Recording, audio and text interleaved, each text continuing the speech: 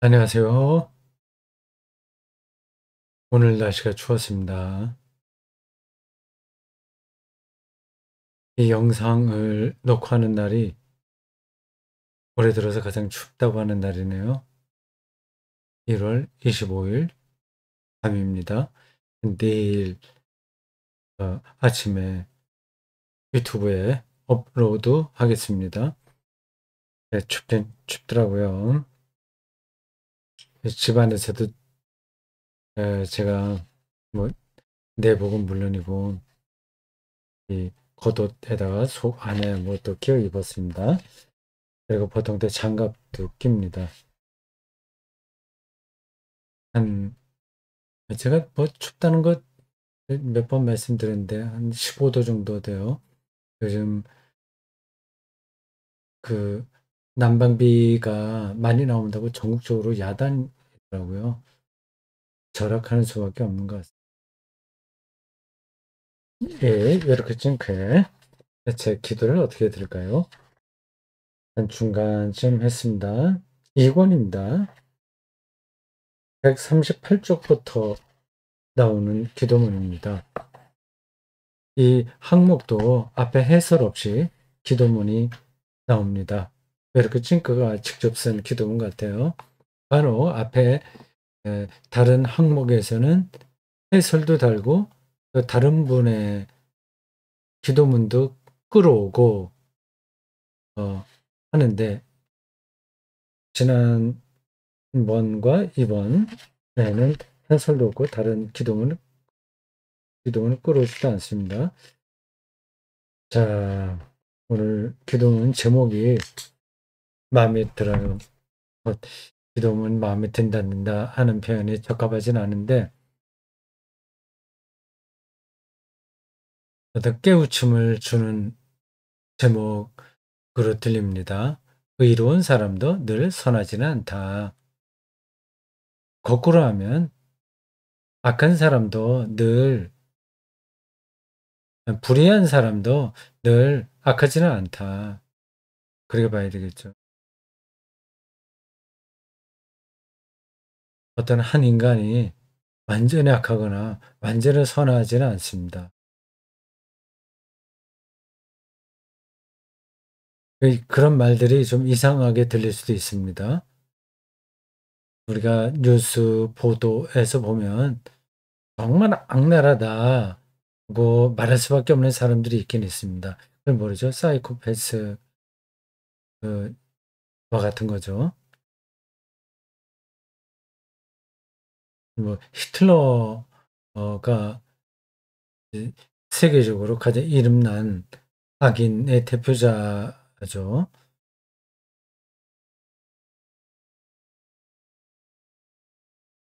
근데 그렇다고 해서 모든 것들이 완전히 악하지는 않습니다. 요즘 몰트만의 그 책도 제가 강독을 하고 있어요. 거기에 이제 지옥, 뭐 마지막 심판, 죽음 이후에 무엇이 기다리는가 등등을 읽고 있는데 거기서 몰트만이 이렇게 말하는 게 인상 깊었습니다. 최후의 심판, 마지막 심판 내에서 개개인이 심판받는 것보다는 인간 전체에 대한 심판이 맞다고 그는 생각합니다.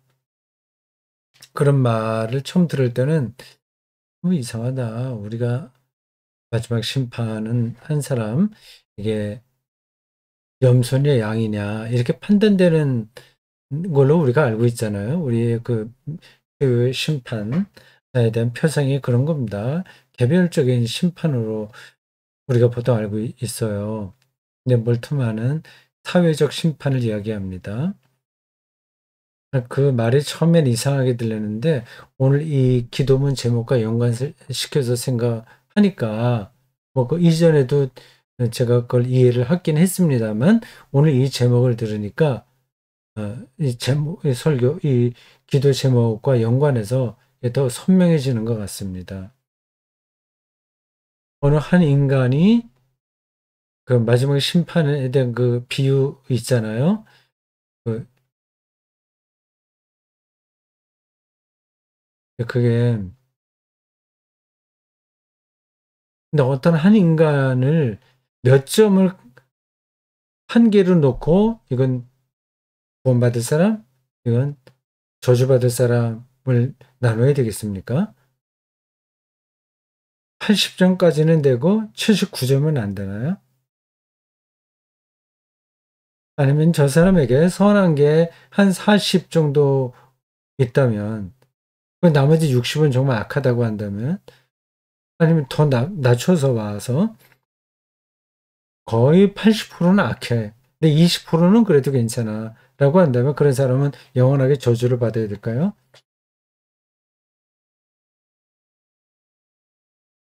이제 그 경계선에 서 있는 사람들도 많이 있지 않습니까?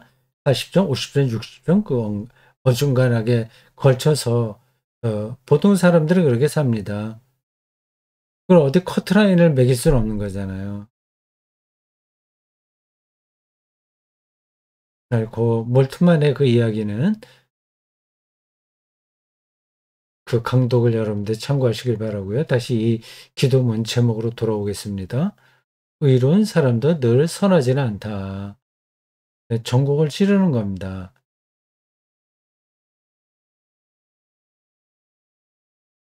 늘 기도하고 사는 수도원의 수도자들도 늘 그 하나님과 성령, 뭐 교회 이런 것만 생각하지 않습니다. 순간순간 다른 생각이 많이 들어와요.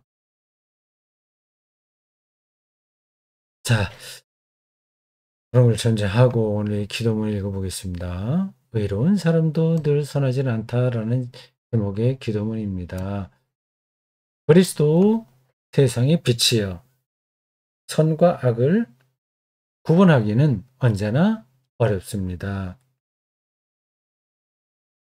정말 그렇습니다. 매일같이 그것을 위해 노력해도 죄 없는 사람들 가운데서 죄인을 찾아내느라 날마다 괴로움을 겪습니다. 아, 저 사람 뭐가 잘못해서 뭐가 잘못해서 계속 그걸 찾아내잖아요. 우리 머리가 계속 그렇게 작동하는 거 아닙니까? 그래서 뭐 저 사람의 잘못을 집어내 고 나는 그렇지 않다고 하는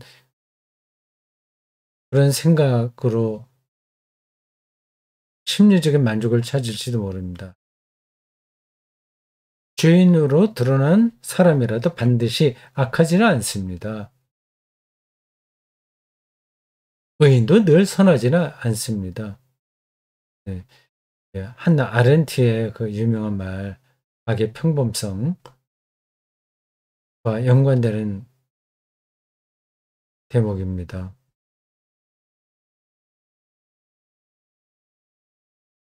그래서 성경이 인간을 죄인이라고 보는 건 제가 보기에는 정확한 진단이에요.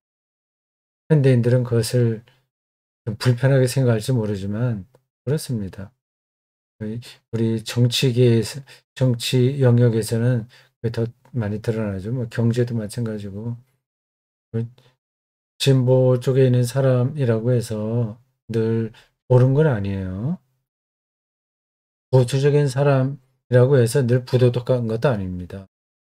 그 차이는 그렇게 크지가 않아요. 그러니까 나는 의롭다, 나는 정의롭다, 그걸 내세우면 그건 실패합니다. 그리고 의라고 하는 것도 상황에 따라서 달라지니까요. 우리가 전쟁에 군인으로 호출당했다고 합시다. 어쩔 수 없잖아요. 전쟁에 나가서 하는 행위, 나를 위해서 한다. 나의 가족을 위해서 그렇게 싸운다. 말을 하겠죠. 애국심에 호소하겠죠. 그러나 그게 정말 옳은가? 그런 근본적인 질문 앞에서 아무도 자신 있게 대답하지 못합니다. 사실 우리나라가 뭐예요? 방위 산업? 뭐 그러니까 외국에 무기를 많이 판다. 그래서 자랑스러워하잖아요. 그게 자랑할 일인가요? 그 이제 돈 때문에 그런 건데 결국 그 무기를 사간 나라에서는 사람을 죽이려고 하는 거 아닙니까? 물론 더 큰 파괴를 막기 위한 방어적 수단이라고 하지만 그런 어 군사, 산업 그거를 잘 일으켜서 우리나라가 어 달러를 받아 인제 벌어들인다고 하는 거는 그리 자랑스럽게 생각할 게 없습니다.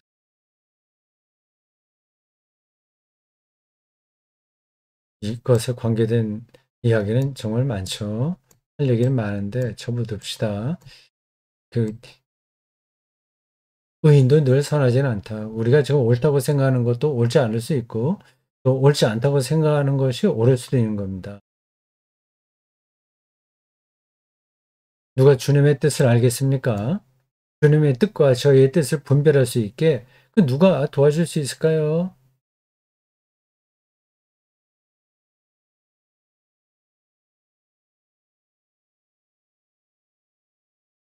예, 마틴 루터를 우리는 그 종교개혁자의 대표적인 인물로 보고 높이 치켜 세우지 않습니까? 저도 존경합니다. 그리고 그의 책을 통해서 깨우친 것도 많이 있고요. 근데 그가 늘 옳은 건 아닙니다. 농민 전쟁이 일어날 때 루터가 처음에는 그들을 지지했으나 좀 시간이 지나면서 반대했습니다. 그리고 영주들을 부추겨서 그 과격하게 폭력적으로 농민 전쟁에 참여한 농민들을 가차없이 죽이게 했습니다. 민주라고 하는 사람은 또 반대에 섰었죠. 같이 종교개혁자인데 루터하고 민주는 농민 전쟁을 중심으로 완전히 반대의 입장을 보였습니다. 서로 적그리스도라고 생각을 했겠죠. 누가 옳습니까? 누가 옳습니까? 쉽지 않거든요. 그렇다고 해서 민주가 또 무조건 옳은 것도 아니에요.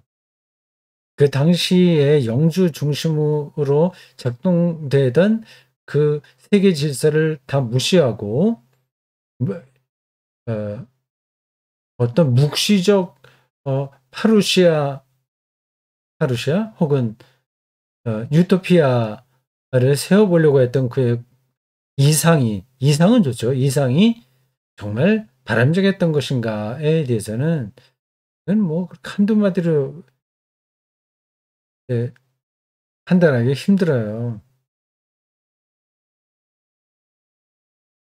루터는 이제 점진적인 개혁을 원했지만 윈저는 아주 과격한 개혁을 원했습니다. 이 정치 세력에 대해서 말이죠. 음 그런 종교 개혁사에 얽힌 얘기를 제가 말씀드리려고 하는 게 아니라 주님의 뜻이 무엇인지를 분별하기가 쉽지 않다고 하는 겁니다.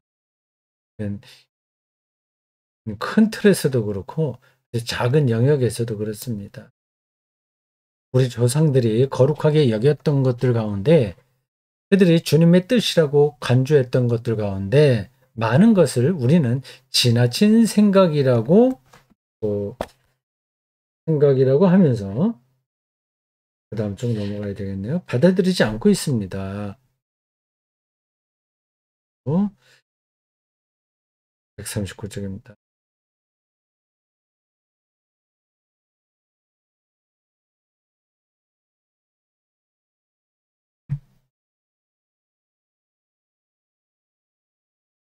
그 이전에는 옛날에는 옳다고 생각했던 거를 오늘날 우리는 받아들이지 않는 게 많이 있습니다. 반대로 우리 조상들이 나쁜 것이라며 배척하고 뭐 예를 들어야 되나요? 그 주님의 뜻이라고 간주했던 것들 예를 들자면 뭐 십자군 전쟁 그건 뭐 아주 두드러진 거고 그 외에도 비슷한 전쟁은 많았어요. 또 만해 사냥 이런 것도 그때는 옳다고 그들이 생각했습니다. 근데 지금 우리는 누구도 그걸 옳다고 생각하지 않아요.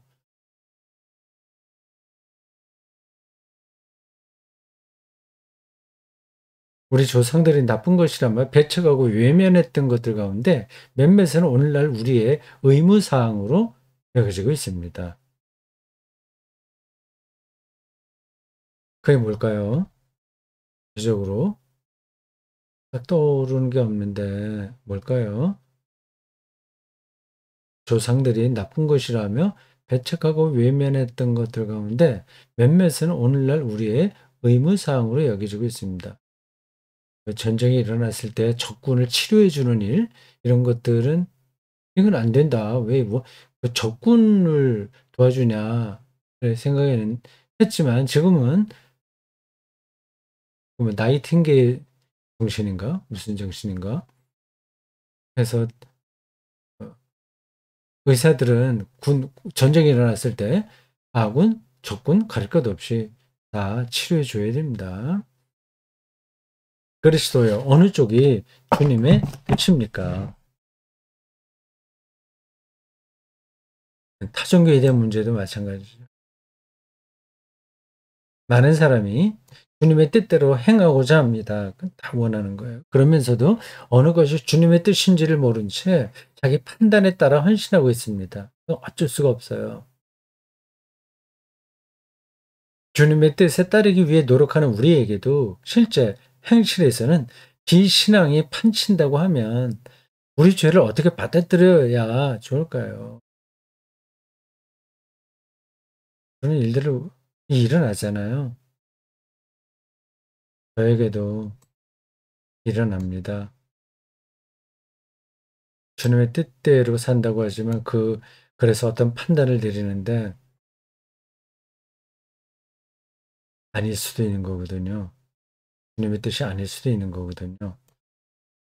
이건 어느 누구도 여기서 벗어나지 못합니다. 교황쯤 되면 괜찮나 생각할지 모르지만 천만의 말씀. 교황도 잘못 선택을 판단될 때 많아요. 목사들은 뭐 두말 것도 없죠. 설교도 말이 안 되는 경우가 많이 있습니다. 자기는 확신하지만 그 확신이 잘못될 때가 많습니다. 이런 혼돈을 우리 중 아무도 일부러 선택하지는 않았습니다. 일부러 선택한 사람들은 아주 있죠. 아주 정치적인 목적으로 하는 사람들이 있는데 대개는 일부러 그렇게 하지는 않습니다. 혼란스러운 상황을 일부러 만들지는 않습니다. 우리가 사는 세상에 이런 것들이 놓여 있습니다. 일부러 선택하지는 않지만 그건 우리가 피할 수 없습니다. 그렇더라도 주님을 원망하지는 않겠습니다. 우리가 감당할 수 없는 상황이 지금 우리 이 세상에 벌어지는 거예요. 그걸 누구도 피할 수가 없습니다. 주님을 원망하지 않겠습니다. 그보다는 주님 앞에 엎드리렵니다. 그리고 밝히 분별할 수 있게 도와주시기를 기도드립니다. 우리를 통하여 역사하소서. 그렇게 기도를 드리고 있어요.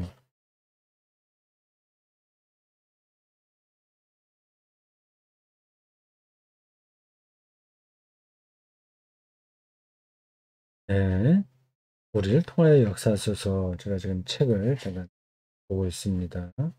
이 기도 내용이 전달되죠? 어떤 뜻인지 이해를 하시겠죠? 우리가 최선으로 주님의 뜻대로 살려고 노력을 하긴 하는데, 근데 이 세상의 혼란을 우리가 피할 수는 없다고 하는 겁니다. 무엇이 주님의 참된 뜻인지를 우리가 알지를 못하는 거죠.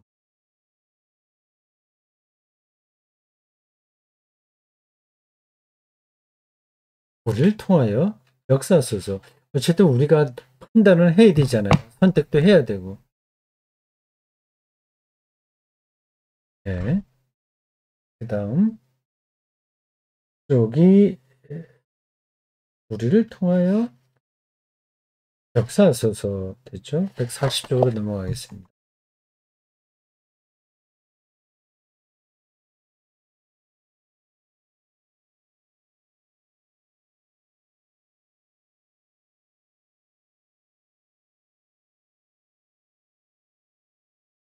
이 어지러운 우리의 세상 안에서, 그리고 분별력 없는 우리의 심령 안에서 오직 주님만이 무엇이 선한 것인지를 아십니다. 하나님의 지혜이신 그리스도요. 우리는 우리 자신을 살펴봅니다. 주님께 우리 죄를 고백합니다. 우리가 한 일을 후회합니다. 이런 자세를 늘 견지해야 됩니다. 아무리 자기가 옳다고 생각하더라도 잘못될 가능성을 열어둬야 됩니다.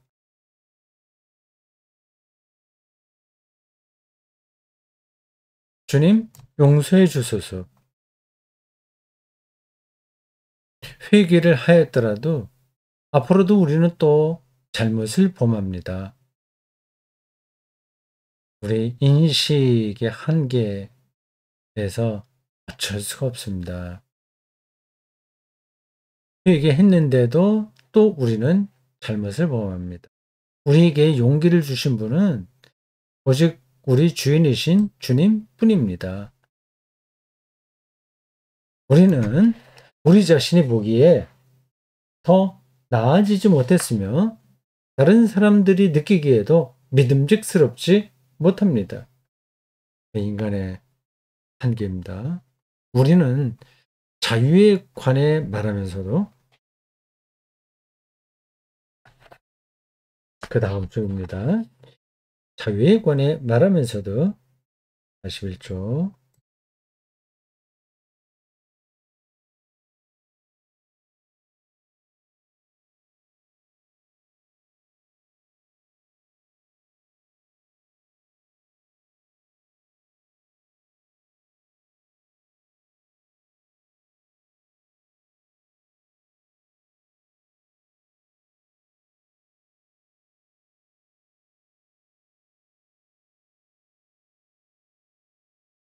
서로 얽히고 설켜 살아가고 있습니다.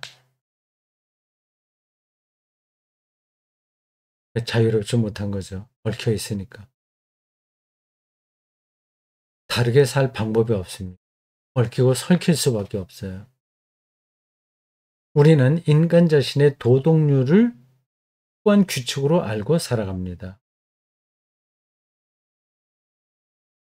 우리나라 옛 사람들은 뭐 삼강오륜 이런 거를 도덕률로 삼은 거예요. 지금은 또 그거는 사람들이 받아들이지 않죠. 도덕률은 변합니다. 인간 사회의 기본적인 법칙을 따르고 있습니다. 잠깐 동안 표면적인 합리화를 위하여 우리의 자유를 희생시키고 있습니다. 본 표현이 어렵긴 한데, 도덕률, 기본 법칙 이런 걸 따라야 되면 자유가 희생당하는 거죠. 아이들 교육 의무 교육이잖아요. 우리나라 같은 데는. 그러니까 아이들이 의무적으로 가야 되고 그럼 자유를 빼앗기는 거죠. 아침 몇 시까지 학교에 가야 되고 뭐 등등 규칙이지 않습니까? 그런 거 이제 지키면 자유는 희생당하는 거죠. 이게 이제 우리 인간 사회의 현실이라고 하는 겁니다.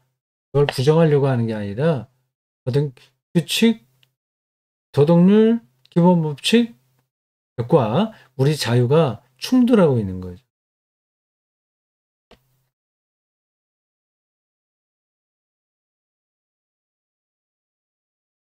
우리는 자기 것이든 다른 사람의 것이든 늘 사람의 죄를 의식합니다. 누구 잘못이야, 뭐 잘못했어 이런 거요. 생각에서 벗어나지를 못합니다. 나는 괜찮은데 저 사람 잘못이야. 자기 잘못도 얘기하지만 하여튼 죄, 잘못 이걸 찾습니다. 우리는 지나간 우리 자신의 과거를 헤집고 다니면서 이미 지나가 버린 것을 다시 끄집어 드립니다. 그러다가 점점 더 혼란에 빠져들입니다.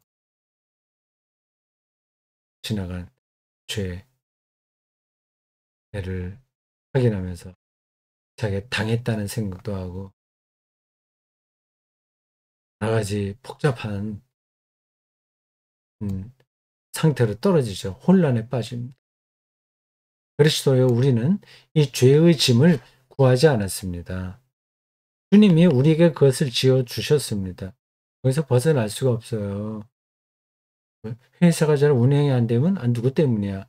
아니면 정치가 잘못해서 그랬어. 이런저런 걸 다 찾잖아요, 자꾸. 그게 죄의 짐이라고 하는 겁니다. 우리가 원하지 않았는데 그 세계에서 우리가 산다는 겁니다. 그렇더라도 우리는 주님을 원망하지 않습니다. 그보다는 오히려 주님 앞에 엎드립니다. 우리는 인간의 진보를 더 이상 믿지 않습니다. 그 대신 주님과 주님의 사랑을 신뢰합니다.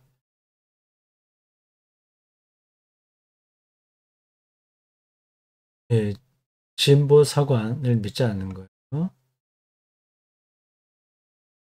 진보주의자라고 하는 것을 너무 자랑스럽게 생각하지 마십시오. 그 진보가 이데올로기가 되면 또 파괴적입니다. 공산주의가 가장 진보적이잖아요. 파괴적이죠. 이제는 그러한 공산주의는 거의 없어졌습니다만 몇몇 나라 빼고는요. 그러한 20세기 인류 역사가 있었습니다.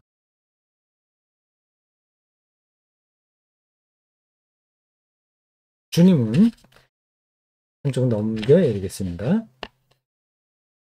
142쪽으로 갑니다.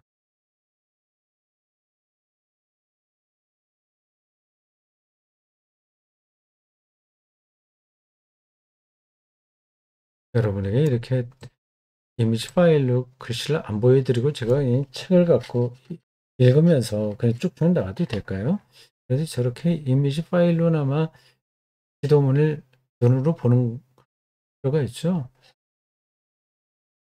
주님은 수고하고 무거운 짐진 자들아 다 내게로 오라. 마태복음 11장 28절라고 말씀하셨습니다. 영원한 진리는 이것입니다. 그분에게 하는 거. 우리 짐은 우리가 서로 서로에게 또는 자기가 자기에게 지어준 것입니다. 무진장한 짐을 스스로 짊어지죠. 주님께 가야죠. 주님은 아버지께서 내게 주시는 자는 다 내게로 올 것이요. 내게 오는 자는 내가 결코 내쫓지 아니하리라라고 말씀하셨습니다. 나의 구원자시여 우리를 정죄하는 대신에 받아 주소서. 이 기도문의 쭉 흐름이 나중에 다시 예수 그리스도에게 가는 거라고 나오니까 대답이 너무 천편일률적이다 생각하실 수도 있어요. 적어도 좀 설명이 필요한데 시도하지 않겠습니다. 여러분들이 동의하실 겁니다. 이렇게 찡크에 기도문 그 마지막 대목이 무슨 뜻인지는 제가 보충 설명을 하지 않아도 전달될 것으로 봅니다. 마지막 문장 우리의 구원자시여 우리를 정죄하는 대신에 받아주소서. 얽힘, 혼돈, 죄 뭐 이런 걸로 뒤섞여 있는 우리의 실존에서 그걸 벗어나는 길은 네가 잘했어, 내가 잘했어 이거 실시비비 따지고 하는 데서는 없습니다. 불가능합니다. 그분에게 가서 그분이 나를 받아주신다는 그 사실을 실질적으로 이해하고 경험하는 게 최선의 길입니다. 네, 여기까지 하겠습니다. 그렇게 찡크의 기도문이었습니다. 그 제목은 여러분들 다시 한번 생각해 보십시오.